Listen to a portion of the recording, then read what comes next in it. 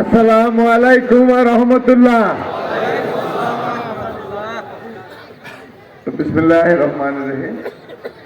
আজকে দেশ মাতা বেগম খালেদা জিয়ার নাজাতের জন্য এবং তার মাগফিরাতের জন্য আয়োজিত এই দোয়া মাহফিলের সম্মানিত সভাপতি, কাগল ইউনিয়ন বিএনপির সংগ্রামী সভাপতি, থানা বিএনপির সিনিয়র সহসভাপতি জনাব প্রফেসর আশরাফ হোসেন, উপস্থিত আছেন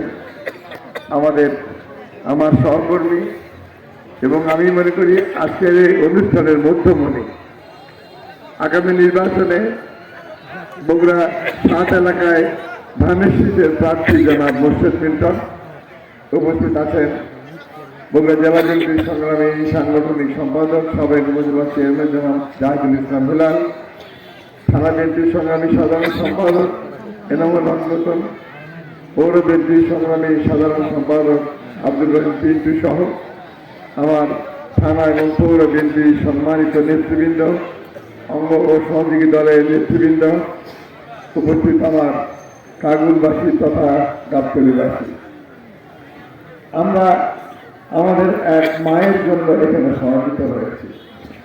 আমাদের মাতা, দেশ মাতা, পৃথিবীর নন্দিত মাতা, যিনি গণতন্ত্রের মাতা, যিনি তারেক রহমানের মাতা, তিনি ইন্তেকাল করেছেন। সারা বাংলাদেশের বিভিন্ন জায়গায় ফেস্টুনে এবং ব্যানারে একটি কথা লেখা আছে, এক মহাকালের সমাপ্তি। মহাকাল সম্বন্ধে আমরা জানি, কিন্তু এইভাবে আমরা কখনো ভাবিনি। এই বাক্যটি আমাদের না, দলের না, বা দলের কোনো নেতার না।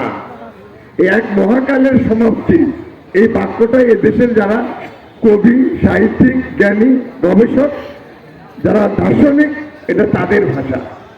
খালেদা জিয়ার দেখা যায় যে তিনি আসলে তার জীবনটা ছিল একটি মহাকালের সমান। তিনি যা করে গেছেন সব দিক থেকে, দেশের জন্য, জাতির জন্য, জনগণের জন্য এবং দেশের গণতন্ত্রের জন্য যা করে গেছেন, অতীতে কেউ তার সমতুল্য নয়। তার শেষ বিদায়ে বাংলাদেশের মানুষ তার জানাজার নামাজে তাকে যেভাবে বিদায় দিয়েছেন, প্রমাণ করেছেন তিনি মহাকালের সমাপ্তি করে গেলেন।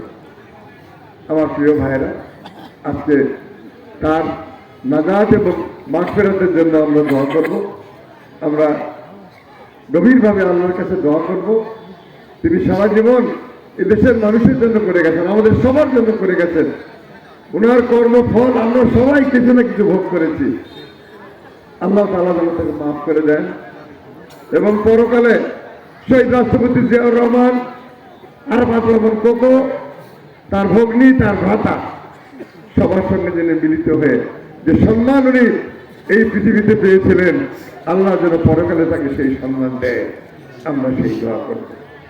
আমার প্রিয় ভাইরা, আমরা দোয়া করব আমাদের প্রিয় সন্তান, এদেশের এ মাটির শ্রেষ্ঠ সন্তান, আমাদের ভবিষ্যৎ, এই মাটির ভবিষ্যৎ যেন তারেক রহমানের জন্য আল্লাহ তাআলা যেন তাকে সুযোগ দেন।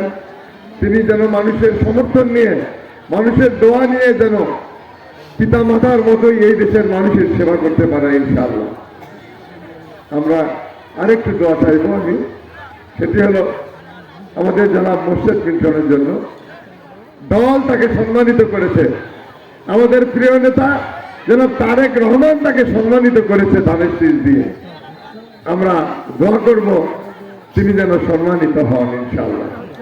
তো ভাই, আমরা সবাই সবার জন্য দোয়া করবো। আসসালামু আলাইকুম ওয়া রাহমাতুল্লাহ।